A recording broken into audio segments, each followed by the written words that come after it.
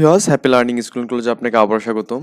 তো টিউটোরিয়ালের এই পর্যায়ে আমরা আলোচনা করব আমাদের যে ২ নম্বর যে অধ্যায়টা ছিল এখানে অজানা রাশির, যে মানে আমাদের গুণফল এবং কি ছিল যেন, এটার নাম হচ্ছে অজানা রাশির সূচক, গুণ এবং তাদের প্রয়োগ আর কি। এটা হচ্ছে প্রথম পর্ব, আমি অলরেডি করছি। তো এটা দেখবেন আমার প্লে লিস্টে, দেখবেন এখানে এই মানে দ্বিতীয় অধ্যায়ের যে প্লে লিস্টটা আছে এখানে। এখন হচ্ছে আমি আলোচনা করবো এখানে ঘনক নিয়ে এখানে। ওকে, অজানা রাশির ঘনক আমরা বের করবো এখানে। তো ঘনক বলতে আমরা বুঝতেছি এখানে ঘনাকার, মানে তিন পাশে তিনটা জিনিস থাকবে এরকম আমরা একটা বিষয় বুঝতেছি এখানে। অ্যাকচুয়ালি আমাদের ঘনক বুঝতে গেলে আমাদের যে বাসায় যে রুবিক্স কিউব যেটা আছে আমাদের এখানে, এটা আমরা অনেকেই কিনে থাকি শখের বশে, মানে আমরা মিলানোর ট্রাই করি অনেক সময়। তো এটা মূলত একটা ঘনাকার একটা বস্তু, ঠিক আছে। এখানে আমাদের এই কথাই বলছে, রুবিক্স কিউবের সাথে আমরা অনেকেই পরিচিত, যা বাসা বাড়িতে আমরা অনেকে ইউজ করি। পাশে যে ছবিটা আছে এখানে আমাদের, এই ছবিটা আমাদের রুবিক্স কিউবের, মানে এটা কেমনে হচ্ছে এখানে দেখুন একটু, আমি অন্য কালার নিয়ে দেখাচ্ছি এখানে।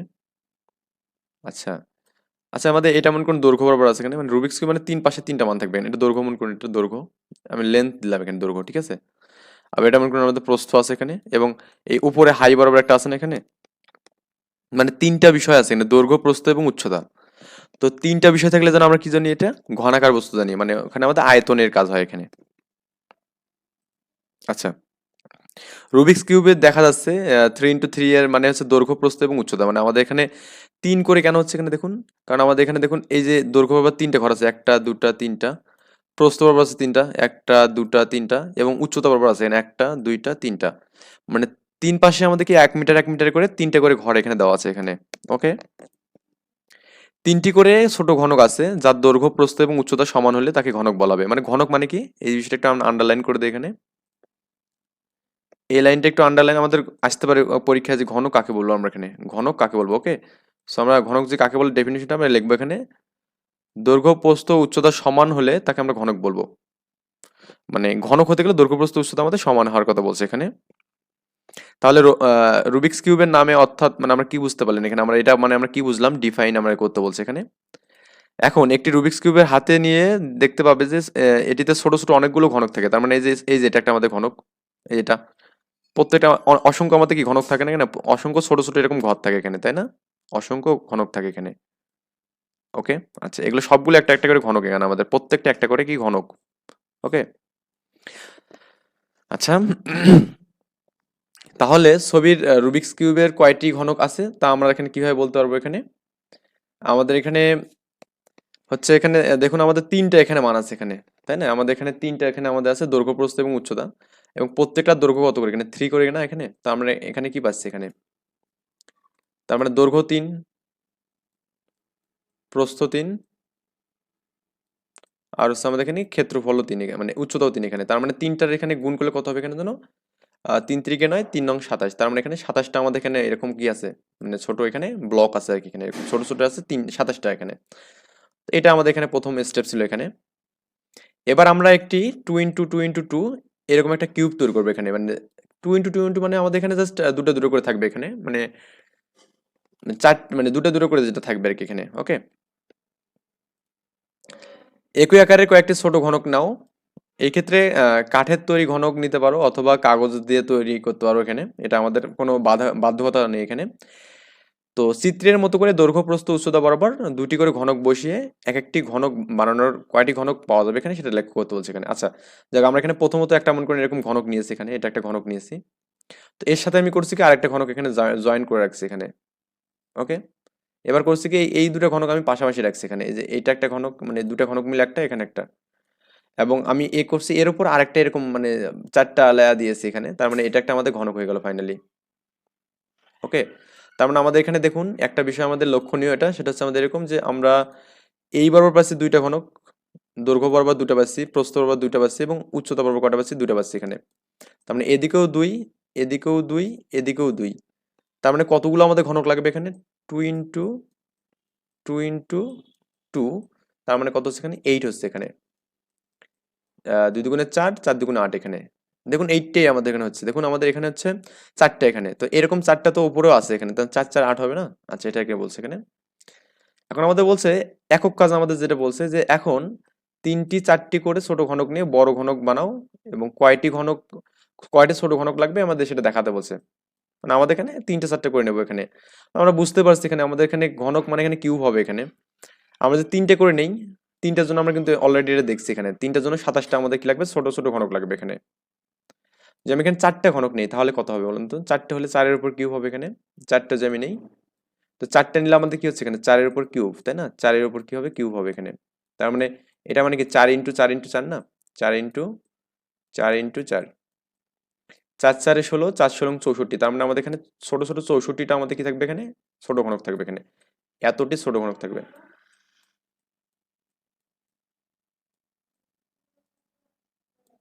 ছোট ঘনক থাকবে। ওকে, মানে এতটি ছোট ঘনক আমাদের এখানে থাকবে এখানে। আচ্ছা, তো আমাদের এখানে এভাবে আমরা দেখলাম, লক্ষ্য করলে দেখবে যে প্রথম দৈর্ঘ্য প্রস্থ বরাবর 2টি করে ছোট ঘনক আছে এখানে, 2 ইন্টু 2 তার মানে 4 হবে এখানে। এবং আমাদের এখানে উচ্চতা বরাবর কিন্তু কি আছে মানে এই আমাদের এখানে এই ডিটেলসটা এখানে দিয়েছে এখানে, এই ডিটেলসটা দিয়েছে এখানে। তারপর একটা বর্গ করছে এখানে। আচ্ছা, ফাইনালি আমরা এখানে কয়টা পাবো? 8টা পাবো এখানে। এখানে দেখতে পারবেন এখানে, এখানে একটা, প্রথমে দুটো আছে এখানে, তারপর 4টে হচ্ছে এখানে, তারপর এরকম 4টা 4টা কটা আছে? 8টা হচ্ছে এখানে মোটমাট। ওকে, এটা পড়লেই বুঝতে পারবেন এখানে কেমন করেছে। আমরা দৈর্ঘ্য প্রস্থ এবং উচ্চতা বরাবর সমান সংখ্যক ছোট ঘনক নিয়ে একটি বড় ঘনক তৈরি করলাম এখানে। সমান সংখ্যকের কথা বলছি কিন্তু এখানে, দৈর্ঘ্য প্রস্থ এবং উচ্চতা বরাবর। আচ্ছা, এখানে মোট যতগুলো সংখ্যক ঘনক প্রয়োজন হচ্ছে সেই সংখ্যাকেই ঘনক বা পূর্ণ ঘন বলা হয় আর কি এখানে। মানে সেই সংখ্যাকেই ঘন সংখ্যা, ঘন সংখ্যা বা পূর্ণ ঘন বলা হয় এখানে। তো মোট যতগুলো লাগতেছে এখানে। ওকে, তো আমরা একটা এখানে চিত্র দেখতেছি এখানে, এই যে যেমন, মানে এটা তো বুঝতেন মনে হয় যে আমাদের এখানে মোট যতগুলো ঘন লাগছে, যতগুলো ছোট ছোট ঘনক প্রয়োজন হচ্ছে। তার মানে আমাদের এখানে, ধরুন আমাদের এখানে কতগুলো ছোট ছোট ঘনক লাগতেছে এক করার জন্য? 3টে, এখানে 2টা লাগতেছে। 2 এর ঘনক কত এখানে? 2 এর ঘনক হচ্ছে 2 এর পর কিউব, 2 এর ঘনক 8 না? এটাই মূলত আসলে আমাদের ঘনক আর কি। আচ্ছা, দৈর্ঘ্য প্রস্থ উচ্চতা বরাবর 2টি করে ছোট ঘনক নিয়ে একটি বড় ঘনক তৈরি করলে মোট এতগুলো পাবো এখানে। 2 এর পর কিউবটা পাবো এখানে, তাই না? 2 এর পর কি পাবো এখানে? কিউবটা পাবো। এখানে দেখুন, 2 এর পর কিউবটা পাবো, তার মানে 8টা এখানে পাবো এখানে। তার মানে এখানে 2 এর ঘনক হচ্ছে 2 পাওয়ার কিউব বলি আমরা এটাকে।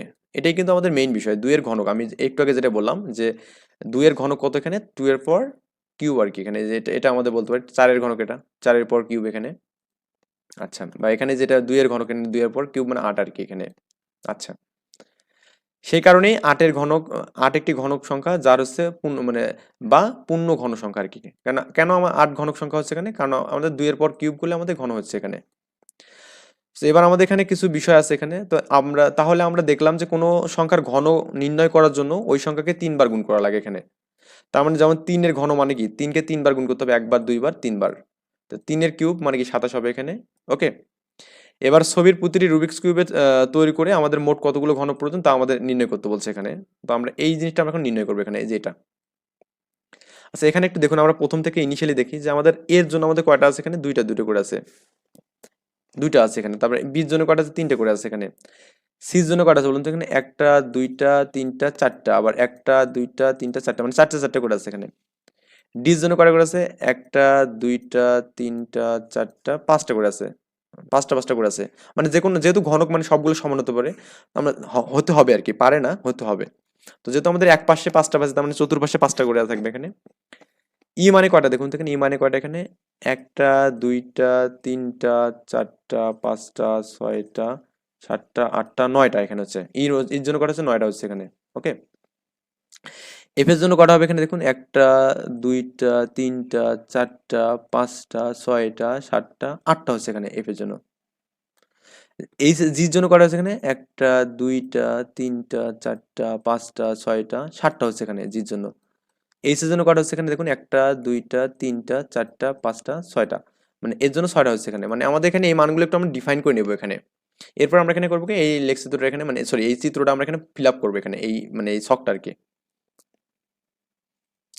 সো আমরা একটু এই মানগুলো লিখি এখানে। আমাদের এখানে এর জন্য কটা ছিল এখানে? এর জন্য 2টা ছিল এখানে, তাই না? এর জন্য 2টা ছিল এখানে। তো 2 এর কিউব এখানে মানে 2 এর কিউব মানে 8টা হবে এখানে। বির জন্য কটা ছিল? 3টা ছিল, তার মানে এখানে 3 এর কিউব মানে এখানে হবে কি 3 ইন্টু 3 ইন্টু 3, তার মানে আমাদের 3 এর পর কত হচ্ছে এখানে? 3 হচ্ছে না এখানে?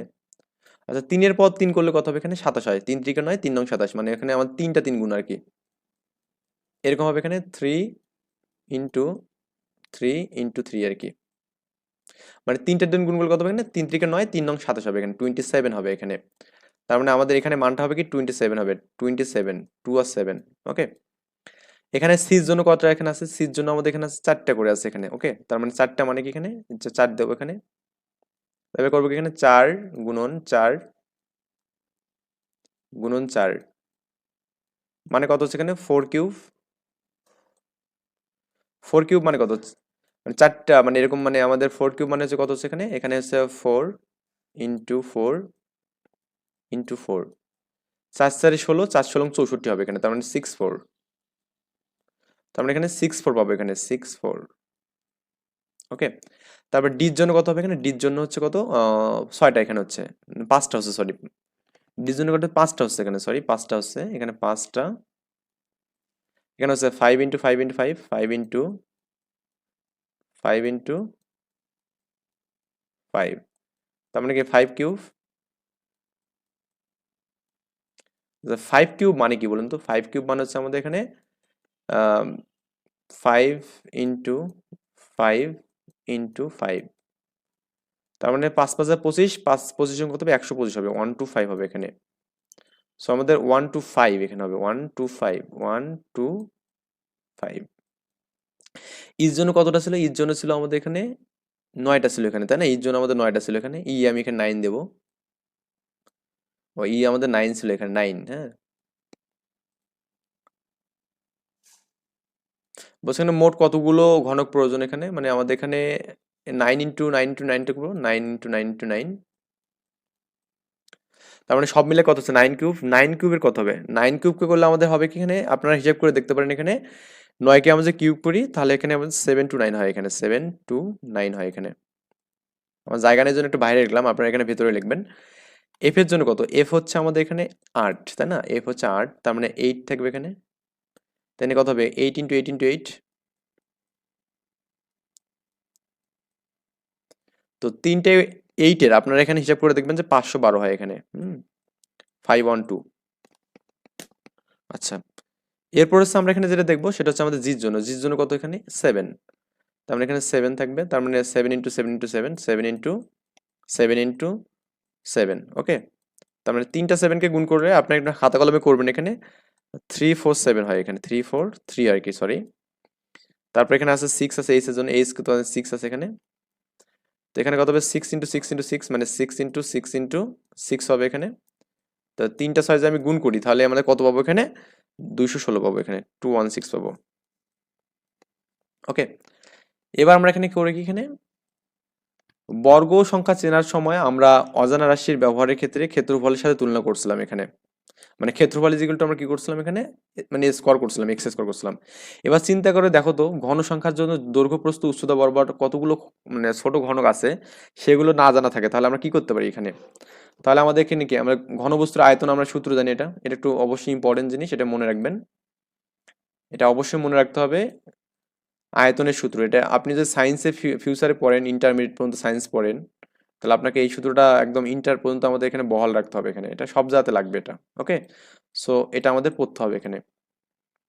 তো আমাদের এখানে বলছে যে কোনো ঘনকের দৈর্ঘ্য আছে, প্রস্থ আছে এবং উচ্চতা দেওয়া আছে এখানে, এক হলে তাকে আমরা একক ঘনক বলবো। একক ঘনক আমরা কাকে বলবো, এটা একটা ডেফিনিশন এখানে আছে, একক ঘনক কাকে বলবো, যখন দৈর্ঘ্য প্রস্থ এবং উচ্চতার মানে এক থাকবে এখানে তাকে আমরা বলবো একক ঘনক বলবো। এই কোশ্চেনগুলো আসতে পারে, একক ঘনক কাকে বলে, ঘনক কাকে বলে, ঘনক কাকে বলবো যখন দৈর্ঘ্য প্রস্থ উচ্চতা সবগুলো সমান হবে। একক ঘনক মানে কি দৈর্ঘ্য প্রস্থ উচ্চতা সবগুলো মানে এক হবে এখানে। একক ঘনকের আয়তনকে আমরা এক ঘনক একক বলি আর কি। যাই হোক, এটা আমাদের বোঝা গেছে বিষয়টা। যেহেতু আয়তাকার বস্তুর আয়তন মানে ঘনাকার বস্তুর আয়তন কত হবে, দৈর্ঘ্য গুণন প্রস্থ গুণন উচ্চতা, দৈর্ঘ্য গুণন প্রস্থ গুণন উচ্চতা। তার মানে আমাদের এখানে একটা দৈর্ঘ্য আছে, একটা দৈর্ঘ্য আছে, দৈর্ঘ্যটা মনে করুন এক্স, যেহেতু সবগুলো আমাদের সমান তার মানে প্রস্থ আমাদের এক্স, উচ্চতা আমাদের কি এক্স, তার মানে সবগুলো গুণফল হবে দৈর্ঘ্য প্রস্থ উচ্চতা মানে x into x into x, তার মানে কি এক্স কিউব হবে এখানে। সো আমাদের এখানে ঘনাকার বস্তুর আয়তনের সূত্র হচ্ছে আমাদের এক্স কিউব আর কি। ওকে, মানে এমনিতে নর্মালি আয়তনের সূত্র হচ্ছে দৈর্ঘ্য গুণন প্রস্থ গুণন উচ্চতা, কিন্তু ঘনাকার বস্তুর আয়তনের সূত্র কি এক্স কিউব। এই যে এক্স কিউবটা আমরা এখানে দেবো। আমরা দেখছি যে 3 × 3 স্কোয়ার হবে এখানে, এটাকে আমরা বর্গ বলছিলাম আগে, যখন আমরা আগের মানে লেকচারটা দিয়েছিলাম তখন আমাদের স্কোয়ারের কাজ করছিলাম এখানে। একইভাবে আমরা এখানে x into x into x, তার মানে এক্স কিউব লেখা যাবে, এটাকে আমাদের এক্স এর কিউব বলা হয় এখানে, ঠিক আছে? এখানে কি বলা হয়, এক্স এর কিউব বলা হয়, এটা একটু মনে রাখবেন, এক্স এর কিউব বলা হয় এটাকে। কিন্তু আমরা এটাও জানি যে আয়তাকার বস্তুর মানে ঘনবস্তুর আয়তন হচ্ছে এখানে এক্স কিউব আর কি, এখানে এটা আমরা জানি এখানে। আচ্ছা, ওপরে উদাহরণ থেকে আমরা পেলাম এক্স কিউবের গঠন এক্স কে এক্স বার গুণ করা আর কি, তাই না? তার মানে এখানে এক্স পর এন কখন লেখা যাবে, যখন আমাদের এখানে অসংখ্য এক্স থাকবে, এখানে এক্সটা যখন আমাদের কাউন্টেবল হবে না, মানে আমাদের অনেকগুলো হতে পারে এখানে, তো আমরা করবো কি এক্স পর এন লিখবো এখানে। কেন এনটা লেখা যাচ্ছে বলুন তো, এনটা কেন আমি লিখবো এখানে? আচ্ছা, আমাদের এখানে ধরুন আমাদের অনেকগুলো এক্স এক্স এখানে গুণ আছে, x into x into x into x into x, এভাবে অনেকগুলো আছে। আচ্ছা, এখানে যে একটা দুইটা তিনটা চারটা পাঁচটা যদি থাকতো, তাহলে আমি এক্স পাওয়ার ফাইভ লিখতাম না এখানে? যেহেতু আমাদের অনেক অসংখ্য আছে, তার মানে আমরা লিখবো কি এক্স পাওয়ার, যেহেতু আমরা জানি না কতগুলো আছে এখানে, তাহলে এক্স পাওয়ার এনটা আমি লিখবো এখানে, আমাদের অজানা এখানে মানটা। এন মানে আমাদের এখানে যে কোনো পূর্ণ সংখ্যা হতে পারে এখানে, ওকে? তো এই হচ্ছে আমাদের এক্স এর এন সংখ্যক উৎপাদক এখানে বলছে, মানে এক্স এর হচ্ছে উৎপাদক হচ্ছে আমাদের এন সংখ্যক, মানে এন এর মান যতগুলো এক্স ততগুলো এখানে গুণ থাকবে, এটা আমরা এভাবে লিখতে পারি আর কি এখানে। তো এখন আমরা এখানে এই আরেকটা বিষয় এখানে দেখি একটু, সেটা হচ্ছে আমাদের এরকম বিষয়াদি, যে ধরুন আমরা এখানে বলছে কোনো রাশিকে একই উৎপাদক যতবার গুণ মানে গুণ আকার থাকে, তাকে ওই উৎপাদকের সূচক বলা হয় এখানে, মানে যতবার গুণ আকার থাকবে এখানে। ধরুন আমাদের এখানে এটা হচ্ছে সূচক একটা, এক্স পর এন এর এটা হচ্ছে সূচক একটা, ওকে? আচ্ছা, আর এই উৎপাদকটিকে বলা হয় ভিত্তি বলা হয়, মানে উৎপাদক আমাদের এখানে কি এক্স না, তো এক্স হচ্ছে আমাদের ভিত্তি এখানে, এটাকে বলা হয় কি ভিত্তি বলা হয়, বা এটাকে বেস বলা হয়, ইংলিশ হচ্ছে বেস বলা হয়, আর বাংলা হচ্ছে ভিত্তি বলা হয়। তো ভিত্তি এখানে কে বলুন তো, ভিত্তি হচ্ছে আমাদের এখানে এক্স আর কি এখানে, ওকে? আচ্ছা, এই হচ্ছে ব্যাপার। এখন সূচকীয় রাশি আমরা কি করতে পারি এখানে, এখানে দেখুন যে আমাদের এখানে ফাইভ পাওয়ার কিউব লাগলাম এখানে, ফাইভ পাওয়ার কিউব। তো এখানে আমাদের সূচকীয় ঘাত কত, ঘাত হচ্ছে আমাদের এখানে এই ঘাত হচ্ছে তিন, এই তিন হচ্ছে আমাদের মানে ঘাত আর কি। তাহলে আমার ভিত্তি কত হবে এখানে, এই যার উপর পাওয়ার থাকবে তাকে ভিত্তি বলা হবে এখানে। একটা বিষয় মনে রাখতে হবে, সেটা হচ্ছে আমাদের এখানে যার উপর পাওয়ার থাকে, ধরুন আমাদের এখানে আমি দিলাম এ দিলাম, আর হচ্ছে এর পর আমি বি দিলাম এখানে। তো এখানে আমাদের যার উপর পাওয়ার আছে, এখানে কার উপর আছে, এর উপর না, তো এ কে বলা হবে ভিত্তি বলা হবে এখানে, কি বলা হবে এখানে, ভিত্তি, ওকে? ওকে, এটা হচ্ছে ভিত্তি এখানে। আর যে পাওয়ার আছে এখানে, কে পাওয়ার আছে বলুন তো, এ আছে না, আমি একটু কালার দিই, এটাকে বলছে ঘাত বলা হয় এখানে, এটাকে কি বলা হয়, ঘাত বলা হয়। আই থিঙ্ক বুঝতে পারছেন ঘাত কি আর ভিত্তি কি। তো আমাদের এখানে চিত্রের মাধ্যমে দেখানো আছে, যেহেতু আমাদের এখানে আমি তারপর একটু রেড মার্ক করে দিচ্ছি এখানে আপনাদের বোঝানোর জন্য। একটা বিষয় এখানে দেখুন, আমি এখানে যে সেম কালার গুলো দিচ্ছি, মানে ব্ল্যাক যেটা দিচ্ছি এখানে, এটা আমাদের সবগুলো বেজ, মানে ফাইভও বেজ এখানে, এক্সও বেজ এখানে, বেজ মানে ভিত্তি আর কি, ভিত্তি, হ্যাঁ, এই দুটাই ভিত্তি এখানে। আর আমাদের পাওয়ার আছে কি কি বলুন তো, এখানে পাওয়ার আছে আমাদের এখানে এই থ্রিও পাওয়ার এখানে, আবার এই থ্রিও পাওয়ার এখানে। তো এটাই হচ্ছে আমাদের এখানে বিষয়াদি আর কি, ওকে? আশা করি বোঝা গেছে এখানে। আচ্ছা, এখন আমরা জাস্ট এখানে একটু কাজ করি, এখানে এই যে আমাদের এখানে এখন একটা কাজ আছে, কাজটা একটু আমরা দেখি এখানে। আচ্ছা, আমরা এখানে যেহেতু ভিডিওটা লেন্থলি হয়ে যাচ্ছে, আমরা এখানে এটা স্টপ করলাম 37 পেজ পর্যন্ত। আচ্ছা, নেক্সট টিউটোরিয়ালে আমি এখানে 38 থেকে এই কাজ থেকে শুরু